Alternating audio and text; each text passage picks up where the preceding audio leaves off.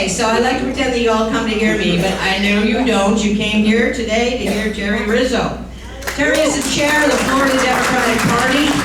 She is phenomenal. She spends her life driving up and down Florida. She has met with virtually every DEC, perhaps all of them by now, because each and every one matters to the state of Florida. Terrie is why we're going to turn Florida blue. 29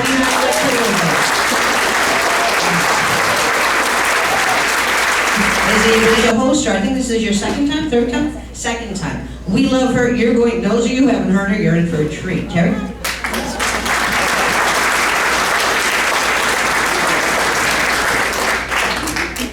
The reason we're going to win Florida is because of you.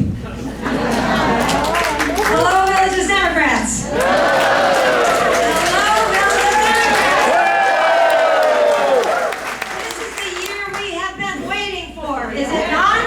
Yeah. This is the year we can get rid of Donald J. Trump. Yeah.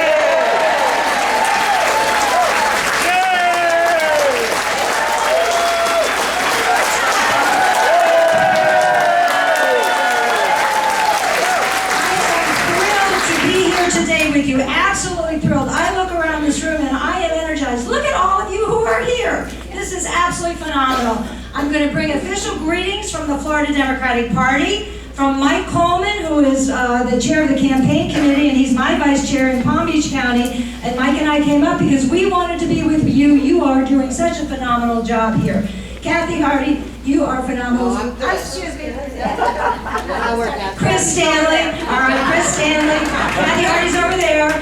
Do we have someone here from Marion County? No, we're Marion County. Yes, thank you all very much, and everybody. Anyway, Chris Stanley, I want to thank you for the wonderful job you're doing. You are phenomenal.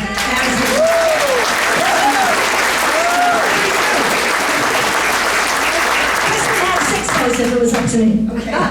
So thank you so much. I want to thank everybody here from Sumter County, from Marion County, from Lake County. I was say, did I just say Lake?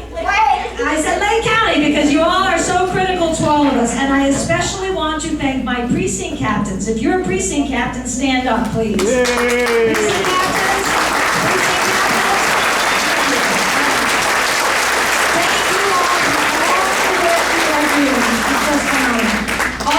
Team here, everybody here is absolutely critical to the effort to win. This is the year we've all been waiting for. I want to thank you, first of all, for what you did last year in 2018, before we get into anything else. What did we do last year in 2018? 77.78% of the Democratic vote. That is absolutely phenomenal. You led the state in Democratic turnout for a time.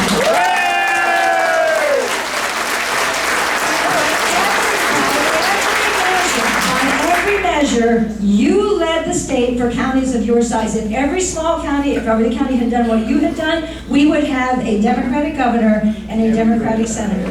And your votes, you elected a agriculture commissioner, our first cabinet officer since 2006. You elected Nikki Friedman.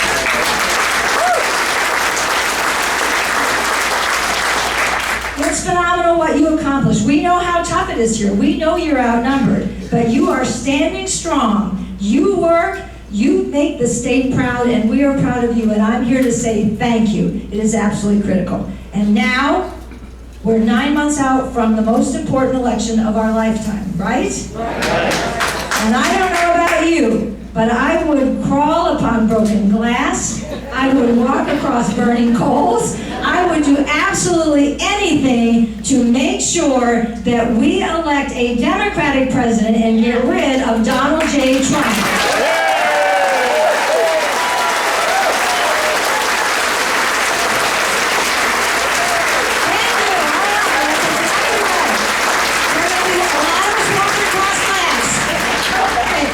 And as we said, this is the most important election, certainly of our lifetimes, and it probably is the most important election since 1864. Since the election in the Civil War when Abraham Lincoln won. Our country is facing a critical turning point. It is absolutely, and we don't have to go into all the reasons why. We saw it this week. We saw in each and everything that happened this week why it is so important that we not have Donald Trump for 4 more years, because our country can't take it. You know, everything is being destroyed. So we must do everything. And the key to stopping Donald Trump is right here in the state of Florida. The Republicans know, and Donald Trump knows, he cannot win the presidency without the state of Florida. There is no path for the Republicans without the state of Florida. Our job is to make sure he doesn't get us. Our job is to make sure that our 29 electoral votes go to a Democrat. Our job is to get out the vote like never before. And we know Florida has a history of close elections, don't we? Not just a 1% state anymore, not a 0.5% state, we're a 1/4% state. And we actually won, and I want to remind everybody in this room what we did last year. You got Nikki Fried elected, our first cabinet officer since 2006. That's amazing. We picked up 2 congressional seats down in Miami-Dade to help flip Congress and make sure what happened in this past week. We added to that.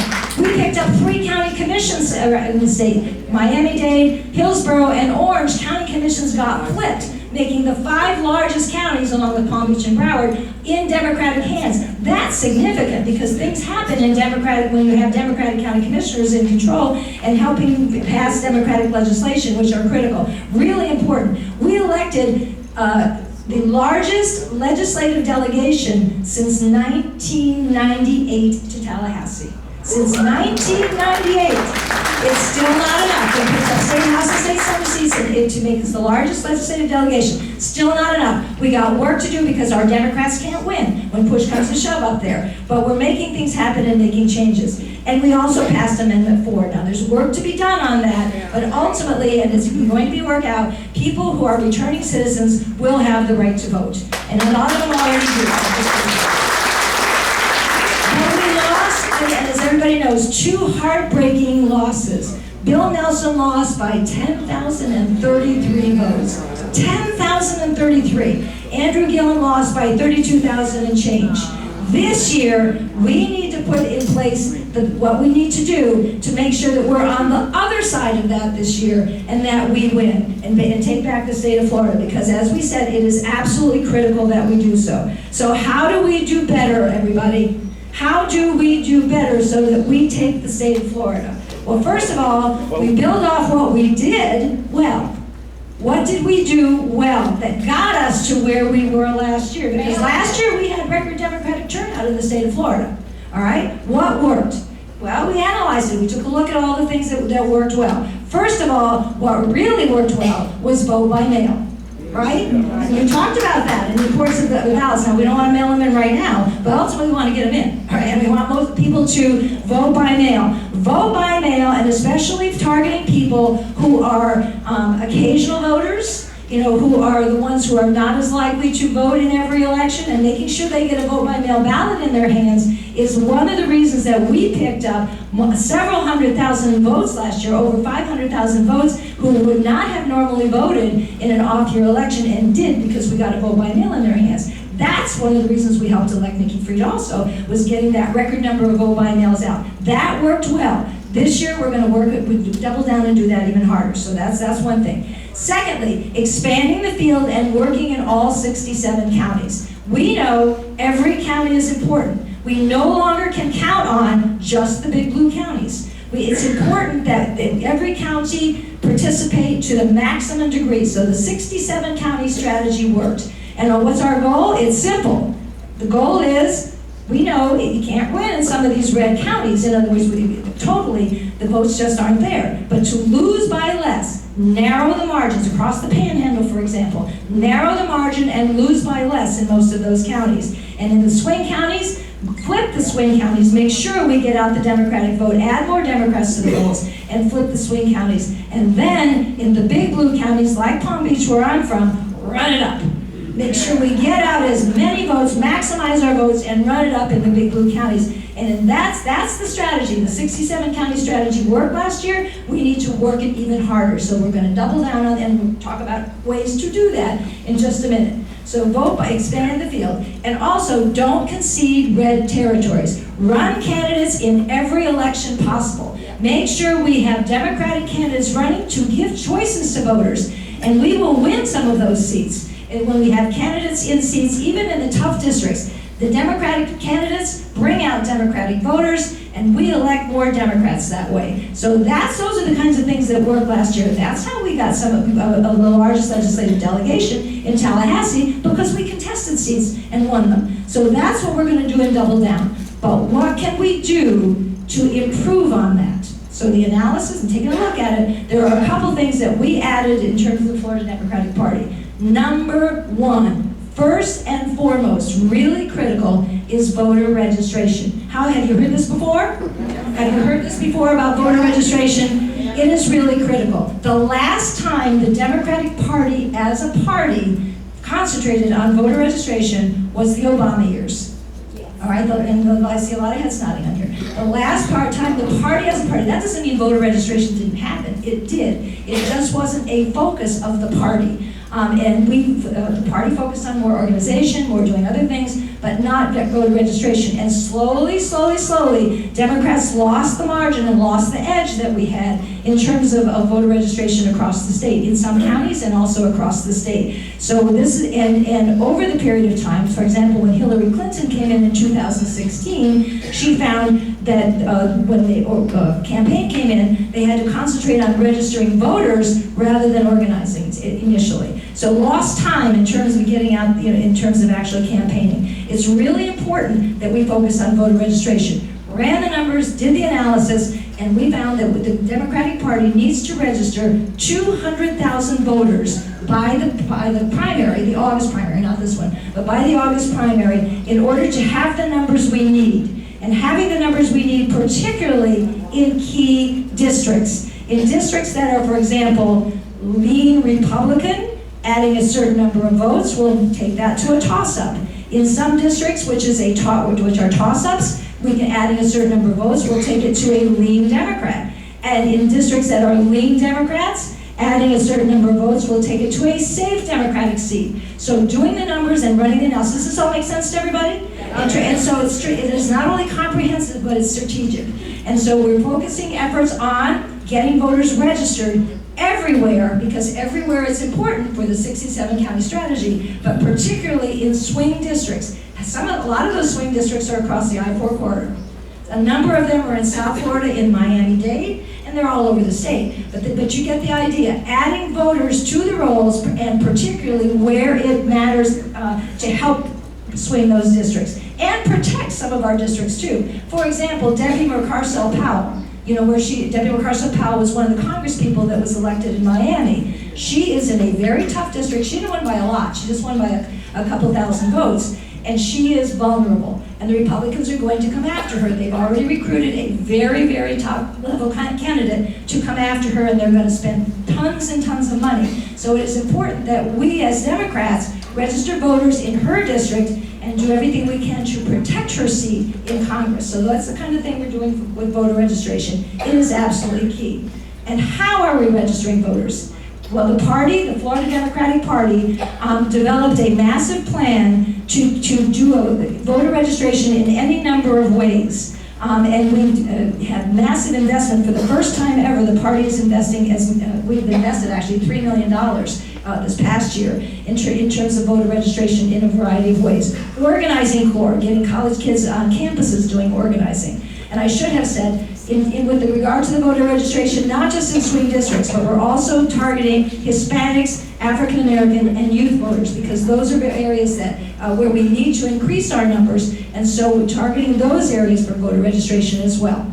So Organizing Corps was by developing our own ingrown home organizers and training them and putting them in the field now, not next year or this fall, during the campaign, but actually last year. So hiring organizers and putting them out in the field. Campus organizers, getting kids on campus and training them and paying them stipends to work on the campuses. Doing various kinds of voter registration outreach and engaging the community like you and getting the club and getting all of you involved in voter registration. It is absolutely key to do this.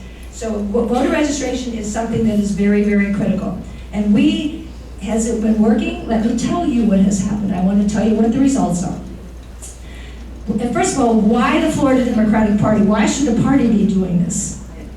All right. Number one, the party can register voters much more effectively and much more cheaply than other organizations. The average cost to register a voter with all organizations is $21 a voter. C3s and C4s in Florida are averaging $25 to $30 for a voter registration, per voter registration.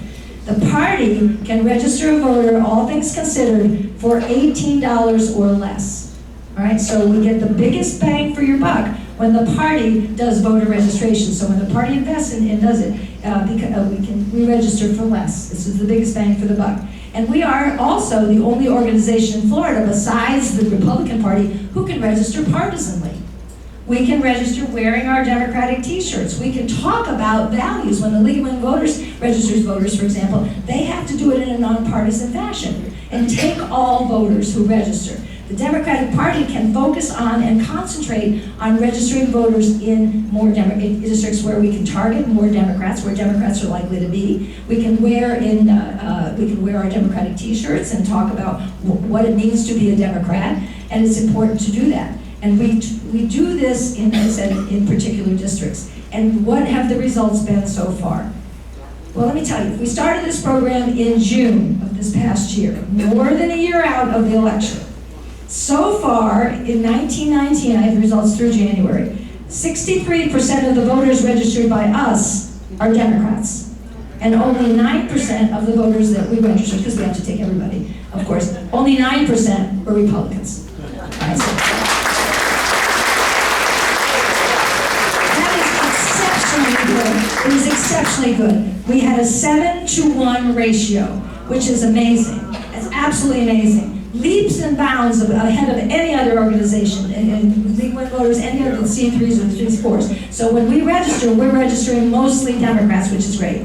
In the first quarter of 2019, before the party started the operations, before that, the average number of registrations done by the party, which would be kind of equivalent to what was normal before that, was about 9 voter registrations a day. We're talking statewide, 9 voter registrations a day.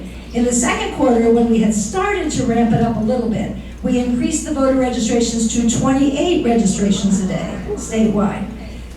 The program really got underway in June, all right? So by the third quarter, the ramp up had started. We had hired organizers, we had the college, the organizing corps going, and a number of other programs that we were doing. And the registration numbers, we were up to 105 voters a day in the third quarter, all right?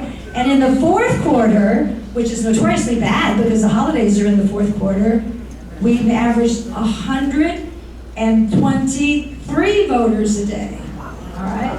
And we're happy to announce right now that the ramp up is continuing. So far, we've already registered over 1,500 voters in February, which is up to 200 voters a day. So it is incredible.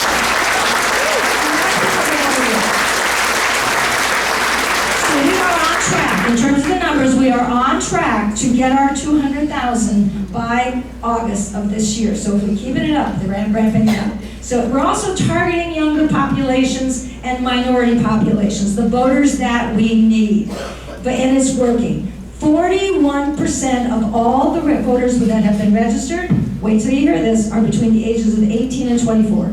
Whoa.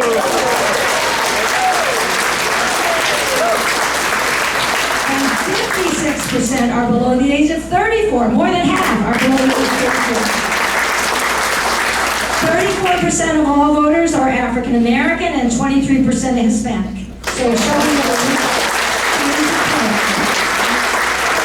so we are on track, but we need to keep the effort up, and we know that you're doing great voter registration here too. I was hearing this morning about some of the numbers, you know, that in terms of voters registration, and we're getting what I'm starting to see now are flips. From Republicans to Democrats, you know, a lot of Republicans can't take it anymore either, you know, and they're recognizing that they're going to register as Democrat. And I hear that you're seeing some of that here too. Is that right? Which is great. I was going to ask, are there any people here who are in that category, but I won't. All right. You can come on and tell me afterwards. That'd be great. Okay. Now, the second thing, what else can we do in addition to registering voters to augment our numbers? What else can we do differently? What else can we do that will help? Well, voter protection is something that's really critical. Protecting the vote and trying to fight voter suppression, because we know the Republicans suppress the vote 365 days of the year, 180 times all the time. So what we're doing is in the last election, we saw the debacle around the recount. We saw the voter suppression efforts that occurred, and we know what the Republicans are doing nationwide. So we hired, and I'm very proud to say, we were the first state party in the country to institute a voter protection program and hire a full-time voter protection director to run the program.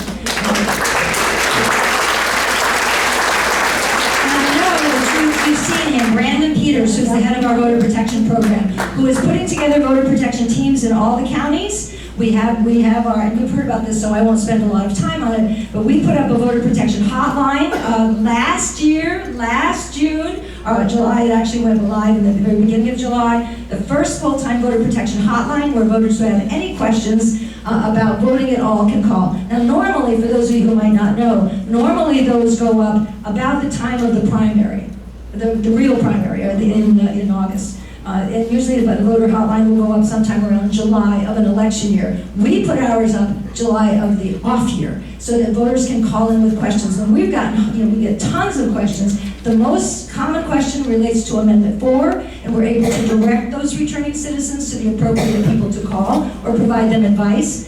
But there are lots of other questions relating to voter protection that come in. And so having that hotline, which is staffed by attorneys and volunteers, is important. And anybody here who would like to volunteer for that, please identify yourselves, because it's important to add to the folks. And I know you have a voter protection team. Chris, is that you who's leading the voter protection team? See Chris Stanley over here. Oh my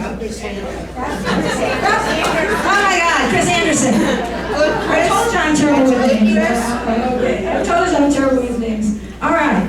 All right, so voter protection is actually absolutely key, and we've also been involved in some of the legal cases too. So it's not just active, voter protection teams with the counties and putting together, the work to set up teams for the election. We are expecting to see massive voter suppression efforts on the part of the Republicans, intimidation at the polls. Doing everything as possible. So our voter protection teams and having poll watchers, trained poll watchers and poll workers is going to be critical. So that's one thing that Brandon is working, and you all are working on as well. And we also have been involved in some of the lawsuits. Some of you may have heard or read about the lawsuit about ballot order in the state of Florida. For those of you who are not from the state of Florida originally, you may not know that the order on the ballot that you receive has been, by using the party of the governor listed first for every race on the ballot. So the incumbent governor's party on every race was listed first. So for the past 20 years, the Republicans have been listed first on the ballot for every single race on the ballot. Well, with the DNC and the FDP, we filed suit against that, challenging the ballot order. Because in fact, data now shows and research shows that the order of the ballot, by going first on the ballot, has up to a 3 to 5% bump in voting. 3 to 5%. And we had the statistics and the data to show it. So we won. And so and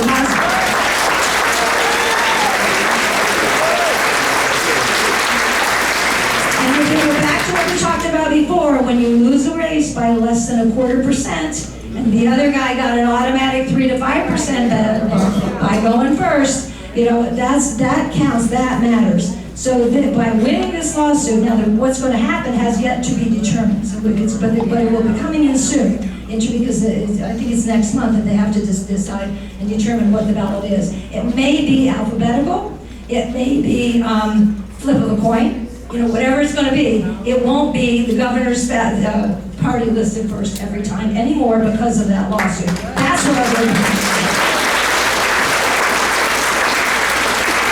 So those are the kinds of things too. Reaching out to core constituencies and doing more communications. We've developed numbers of programs with the African American and Hispanic and Haitian communities in terms of outreach. Increasing communications is key. We've developed a Hispanic language radio program out of Miami called Democracy Al Dia on Saturdays at noon. It's going to go on in just a couple hours. Broadcast live to all of South Florida and available on podcasts, by podcasts everywhere in Spanish, talking about events of the week in Spanish and reaching the Hispanic community. We're working to set up press conferences with our legislators in particular, and reaching various segments of the Hispanic and African American communities, and working across Florida, in terms of outreach, again, to our key targets, Hispanics, African Americans, and young voters who need to increase their numbers this year. So those are the kinds of things that we're doing. And something you may not have heard about, we also realize that it's important to build the bench. Remember, when more candidates run, when more Democratic candidates run, more Democrats come out to vote. So we started something called the MVP program, the Municipal Victory Program, to recruit and train candidates to run, particularly for local offices, and build the bench so that folks can move up to state house seats and other seats. And also train lots of campaign volunteers as well. So the MVP program has been moving around Florida doing training sessions. And we've already had 5, starting with the Panhandle, where over 70 people showed up for the MVP training. In the Panhandle, Jacksonville, we've done Duval in Jacksonville, done Hillsborough, we've done in Tampa, done Orange County and Orlando. Today, actually, after I leave this, I'm going back to Palm Beach because there's an MVP training there in Palm Beach. Going to be in Miami-Dade, and ultimately there will be one up here because it's going around the state, training people for free and providing advice and giving access for candidates to develop their programs. So it's really critical. It's called the MVP program, to build the bench. So all of this stuff is going on. The state party has raised a record amount of money this past year in order to invest and build programs. We actually have raised $6.5 million, which is more than double ever that a state party has ever done in an off-year election, to build the kinds of things that we believe we need to do to help make up the difference and get us over the hump. So that is so critical, and thanks to all of you for volunteering and helping us do this as we go through. By registering more voters and vote by mail, to ensure that more voters are engaged, especially our core constituencies, to remind voters continually what our values are, that we're Democrats, what we stand for. We can't just run against Donald Trump, can we? It's not enough. We have to tell people who we are and what our values are and why people should be Democrats. And so by doing this, your outreach in the community, what you're doing here through the Villages Democratic Club, through the precincts, going out on knocking doors, making calls, sending postcards, doing everything that we can to reach our core voters and get them out, to make sure that the occasional voters come out this year, and to reach out and flip Republicans and NPAs and convince them why they should be Democrats. All of this is absolutely critical. Engaging and letting people know about the truth. We are Democrats. We stand for wonderful things for people. We are for the people and not for just the 1%. And we will make change. Am I right?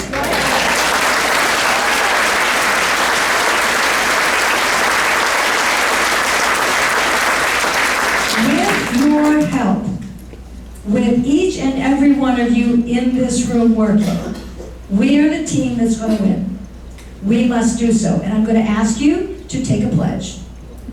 Raise your right hand. Now I've got my left. Now some of you, I think, have done this before, so you will be renewing your vows. For others, you are taking it for the first time. I would like you to repeat after me. I am a proud Democrat. I am a proud Democrat. I will work to elect Democratic candidates. I will work to elect Democratic candidates. I will do everything necessary. I will do everything necessary Our country is facing great challenges. Our country is facing great And challenges. our values are being tested like never before.